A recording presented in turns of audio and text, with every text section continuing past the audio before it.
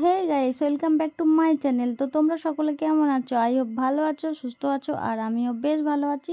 আর চলে এলাম সকাল সকাল নিউ একটি ব্লগ নিয়ে। তোমরাও দেখতেই পাচ্ছ, একদম সকালবেলা উঠে বাসি কাজটা সেরে নিয়েছি। আর ওই পাশে আমার মেয়ে রাগ করে কান্নাকাটি করছে।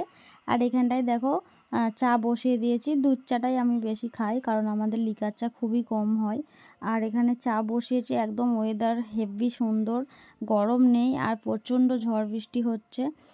তো সেই কারণে সকাল সকাল উঠে কি করব, ঘরটর নেপে বাসন ধুয়ে যে সিঁড়ি টিড়ি ধুয়ে দিয়েছে শাশুড়ি মা। আর এই পাশে দেখতেই পাচ্ছ কিভাবে ঝড়, বাবা রে বাবা, আমি তো ভয়ে পুরো আটকে গেছি যে এতটা পরিমাণ বৃষ্টি ঝড় হচ্ছে, কিছু আর বলার নেই। তো তারপরে এদিকে দেখতেই পাচ্ছ যে আমরা এইখানটাই ঝড় হচ্ছে, তোমাদেরকে একটু দেখানোর চেষ্টা করছিলাম যে কিভাবে গাছগুলো আছড়ে আছড়ে পড়ছে। আর আমি দেখতেই পাচ্ছ স্নান টান করে, মাথাটা ভেজাইনি অবশ্য, যেহেতু ওয়েদার খারাপ আর কারেন্ট নেই। আর কারেন্ট থাকলেও কিন্তু আমি চালাতে পারতাম না, এতটা ঠান্ডা করছে এবার, মনে হচ্ছে পুরো শীতকাল। তো তারপরে কি করব, তোমাদেরকে একটু ঢং করে দেখিয়ে দিলাম। আর আমার বর দেখো, প্যান্ট জামা সব ভেজা, ওই জন্য লুঙ্গি পরেছে, লজ্জাতে লাল হয়ে যাচ্ছে একদম। আর এদিকে দেখতে পাচ্ছ চাগুলো বানিয়ে নিয়ে চলে এসেছি, এখন চা খাবো। আর এইখানে সবজি নিয়ে নিয়েছি, সব কিছু সবজি, ওগুলো কাটবো।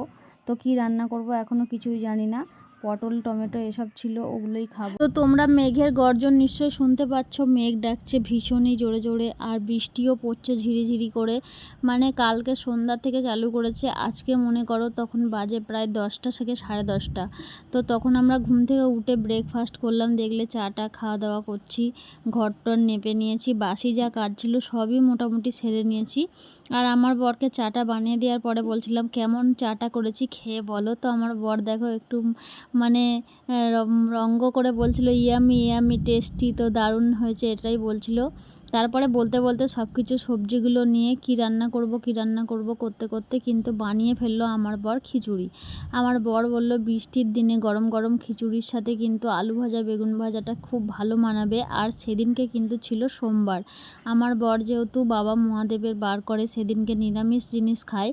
তো সেই কারণে আমার বর বলল চলো মুগের ডাল দিয়ে ঘি দিয়ে খিচুড়ি বানাই, সব সবজি টবজি দিয়ে।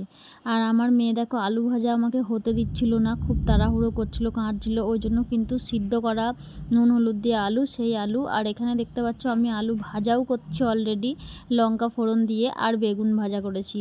তো আলু ভাজা বেগুন ভাজা আর খিচুড়ি। আর যদি নিরামিষ না হতো তাহলে কিন্তু আমি খিচুড়ির মধ্যে ডিম ভাজাটাও অ্যাড করতে পারতাম। তো যাই হোক, বাইরের ওয়েদারটা তোমাদেরকে একবার দেখাই, সেই লেভেলের হাওয়া দিচ্ছে, এই যে বৃষ্টি দেখো ঝিরঝির করে পড়েই যাচ্ছে। তো এরম ওয়েদারে কিন্তু খিচুড়িটা বেশ জমে যাবে দুপুরবেলা, তাই না? তারপরে আমার বর দেখো মেয়েকে কত ভালোবেসে আদর করে খাইয়ে দিচ্ছে, ওকে তো খাবারটা বেড়েও দিল, তারপর ঠান্ডা করে দিচ্ছে যেহেতু কারেন্ট নেই। আর মেয়ে কিন্তু কার্টুন লাগিয়ে দিয়েছে ফোনে আমার বরের। তারপরে কিন্তু আমার বরের খুব শখ যে মেয়েকে খাইয়ে দেবে। সত্যি কথা বলতে ছোটোবেলায় মেয়ের হ্যাপাটা বেশি আমার বরই পুইয়েছে, আমি অতটা পোয়াইনি, কারণ রাত জাগা বলো নিয়ে থাকা বলো সবটাই করতো ও। আর আমার বর দেখো ওইদিকে মুখে বিড়ি, তারপরে আমাকে দেখে ও বিড়িটা ওদিকে ফেলছে, আমাকে বকা দিচ্ছিল যে আমি বিড়ি খেয়েছি কেন তুমি দেখিয়েছো। যাই হোক, এইটা আমার বরের খুব রাগ একটা হয়ে গেছিলো। তো হঠাৎ করে আমার বর রেগে গেছে কেন সেটা তোমাদের বললাম। আর আমার বর এদিকে দেখো মেয়েকে কি সুন্দর করে খাইয়ে দিচ্ছে। তো যাই হোক, মেয়ের স্নান টান হয়ে গেছে, আর আমার মেয়ে এইগুলো পেলেই কিন্তু বেশ খুশি। আর এই যে হটপটটা দেখতে পাচ্ছ, এটার মধ্যে কিন্তু আমি অনেকটা খিচুড়ি গরম ঢেলে নিয়েছি, কারণ এটা যেহেতু গরম থাকে 12 থেকে 15 ঘন্টা, ওই জন্য। আর শ্বশুরমশাই এখানে বসেছিল, তারপরে শ্বশুরমশাইকেও একটু দিয়ে দিয়েছিলাম, শ্বশুরমশাইকে বললাম খেয়ে বলো কেমন হয়েছে। আর বন্ধুরা, এই বৃষ্টির দিনে কারা কারা মাছ ধরেছো বলো, আমি কিন্তু এই মাছটা ধরেছি, এটা হচ্ছে কই মাছ। বাড়ির উঠোনে এসেছিলো, তারপরে আমাদের তো মানে জায়গা বড় কিছু ছিল না, আমি এটাকে বাঁচিয়ে রাখার জন্য এভাবে রেখেছি, দেখতেও ভীষণ ভালো লাগছে আমার। তারপরে মাছটা কিন্তু একদিন পরে মারাও গেছিলো, কি করব, এইভাবে তো কৌটোর মধ্যে থাকে না, তাই না? আর কি হবে। তারপরে শ্বশুরমশাই খেয়ে বলছিল খুবই ভালো হয়েছে খেতে। আর আমার বর দেখো তারপরে এদিকে পুজো দিয়ে নিচ্ছে, কারণ সোমবার যেহেতু তোমাদের বললাম, এই দেখো ধুনো দিয়ে আগুন করেছে, প্রদীপ সাজিয়েছে, সব কিছু রেডি করেছে। আর যেহেতু বৃষ্টি হচ্ছে বাড়ি থেকেও বেরাতে পারিনি, নয়তো ফুলের মালা টালা সব কিছু কিন্তু নিয়ে আসতো। এই যে দেখো এখানে ধূপ দিয়েছে, ধুনো দিয়েছে, প্রদীপ জ্বেলে দিয়েছে। আর এই পাশে তো আমার ছেলে রয়েছে, বাবা কার্তিক। সেই কার্তিক ঠাকুরটা আমার কিন্তু দিয়েছিল পাড়ার ছেলেরা, আমার বরের বন্ধুরা। সেই পুজোটা আমরা করি, তো এই বছর করলেই 4 বছর কমপ্লিট হয়ে যাবে। তারপর কিন্তু আমরা আর কার্তিক পুজো করব না, 4 বছর করেই করতে হয়। আর আমার বরের পুজো করাটা তোমাদেরকে শেয়ার করলাম। এরকম করে কার কার বর পুজো করে আমাকে বলো। আমি তো করি, আমরা মেয়ে মানুষরা পারি, কিন্তু ও কিন্তু পারে। তো স্নান টান করেছে, খুবই ঠান্ডা ছিল আজকে ওয়েদার। তারপরে পুজো টুজো দিচ্ছে, এখানে দেখতেই পাচ্ছ। আর এখানে খালি গা হয়ে আছে, সেই ঠাকুরকে মানে ভালো করে পুজো দিচ্ছে শুদ্ধভাবে। ও এখনও কিছু খায়নি, সকাল থেকে ওই চাটা খেয়েছিল, তারপরে কিন্তু স্নান টান করে নিল। আর এখানে পুজো দেওয়া হয়ে গেলে কিন্তু আমার বর আর আমি খেয়ে নেব। আর সত্যি কথা বলতে বাড়িতে আমার যা ছিল না, শাশুড়ি শ্বশুর আর আমি। আর আমার বর কিন্তু খুব একটা মানে খাওয়া দাওয়া পছন্দ করে না, হালকা ফুলকা খেতে খুবই ভালোবাসে। আর ওই জন্যই কিন্তু ও আইডিয়াটা দিল, বৃষ্টি হচ্ছে তো খিচুড়ি খাই, নিরামিষ ভালো লাগবে। আর ওই খিচুড়িটাই কিন্তু আমাদের ওই যে হটপটে ঢেলে রেখেছিলাম, ওটা কিন্তু রাতেও গরম ছিল, তো রাতে আমরা ওটাই খেয়ে নিয়েছিলাম। আর রান্না কিছু করিনি নতুন করে। আর তারপরে এদিকে দেখো আমার মেয়ে কি করবে, টাইম কাটছে না, কাঁদছে। এই জন্য কিন্তু আমার শ্বশুরমশাইও আজকে মেয়ের জন্য কিন্তু বাচ্চা হয়ে গেছে, কি করবে বলো। ওই যে দেখো বল করছে, আর ও দাদু আরও ব্যাট বল খেলছে। এটা ব্যাট বল তো না, একটা আলু নাকি নিয়েছিল, ওটা দিয়ে করছে।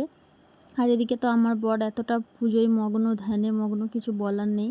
যাই হোক, ঠাকুর এটাই বলবো, আমার বরের সব মনস্কামনা পূরণ করো, ওকে ভালো রেখো, সুস্থ রেখো, এটাই, তাছাড়া কিছু বলার নেই। তারপরে কিন্তু ও রেডি সেডি হয়ে চলে এসেছে খেতে। আর খাবারটা কিন্তু বেড়ে নিয়েছি, আর দুজনেই খেতে বসেছি। আমার বর খেয়ে বলছিল খুবই সুন্দর হয়েছে, যেহেতু আমিও অল্প নাড়িয়েছিলাম ওই জন্য বলছে। আর আমি কিন্তু খেয়ে বলছিলাম যে না, তুমি সবটা করেছো, সেই ক্রেডিটটা কিন্তু তোমার। আর এতটা পরিমাণ ঘি দিয়েছিল, টেস্টটা খুবই বেড়ে গেছে, আর অয়েলি অয়েলি ভাব হয়ে গেছে। আর সত্যি করেই খিচুড়িটা দারুণ হয়েছিল, কারণ যতটা ডাল ততটাই চাল। আর হচ্ছে তোমার সবজি টবজি পাঁচমিশালি অনেক কিছু ছিল, সয়াবিন টয়াবিন, তো কুমড়ো, ঝিঙা, তারপর লাফা, তো সব কিছু দিয়ে কিন্তু বানিয়েছি। আর মেয়ের তো খাওয়া হয়ে গেছে, তবুও আমাদের সঙ্গে একটু খেতে বলছিলাম। আর খিচুড়িটা তোমরা খেলে বুঝতে পারতে কতটা টেস্টি হয়েছে, আমি সেই জন্য কিন্তু বারবার বলছিলাম। আর আমরা সবাই খেয়েছিলাম, শাশুড়ি মা তখন খায়নি, কারণ বাড়িতে অনেক কাজ ছিল, ছাগল টাগল আছে, তো ছাগল নিয়ে শাশুড়ি মা খুবই ব্যস্ত হয়ে পড়েছিল, সেই জন্য শাশুড়ি মারটা রেখে দিয়েছিলাম।